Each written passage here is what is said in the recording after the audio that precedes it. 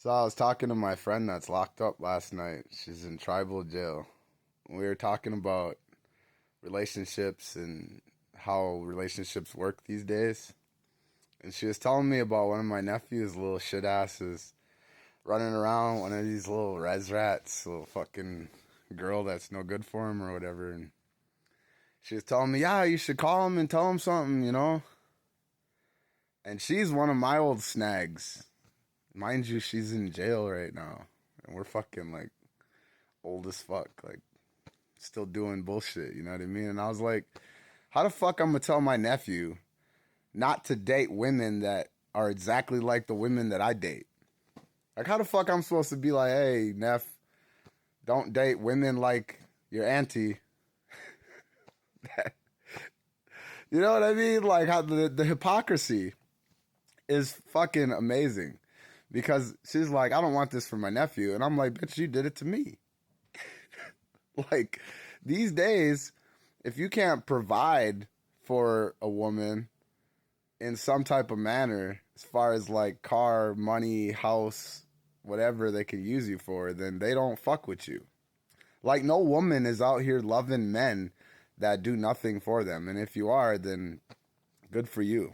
I'm glad you found real love. But the majority of everybody, like especially like women my age, and this is a big problem with women that are my age because I'm 35, and without me having like a crib, a car, a good job, some income, some way to support her, she ain't gonna even give me the motherfucking time of the day. You feel me? And they wonder why niggas like they finally do get some money, they end up going for these girls that are under 25 is because you know what? They're a lot less work. I could take her to Dollar Slice Pizza and she'd be fucking content with that. We could go for a walk in the park. But you older bitches, you gotta have, a $200 night. You gotta have a motherfucking vacation to Miami or some shit like that. And I get it. Like that's where you are in your life, so that's what you want, your significant other to be on. So like I understand that, but it also creates a circle of shit because none of you women actually love us for who we are.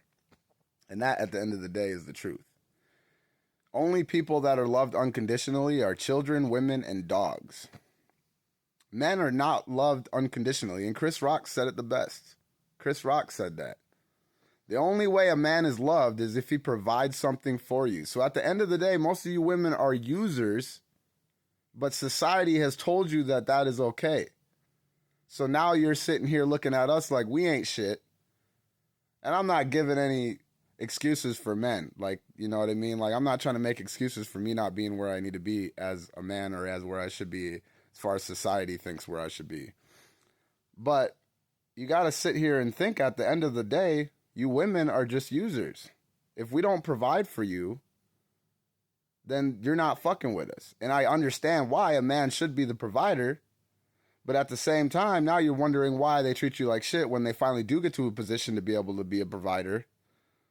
You don't actually want to be the old school woman that men used to provide for. The woman that had the fucking meal on the table. The woman that took care of the kids and stayed at home. You're not old school women, so why the fuck should we be old school men? You ain't out here cooking and baking and cleaning, and he ain't out here building houses and fucking farming.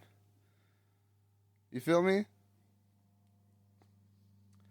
So, that's my rant for the night anyways. I just wanted to get that off my chest to, a lot of you women, man, like I get it, like you're right in a sense, but at the end of the day, that just makes you a user and a manipulator because we're having to pay for it. Even after we marry you, we still have to pay for it.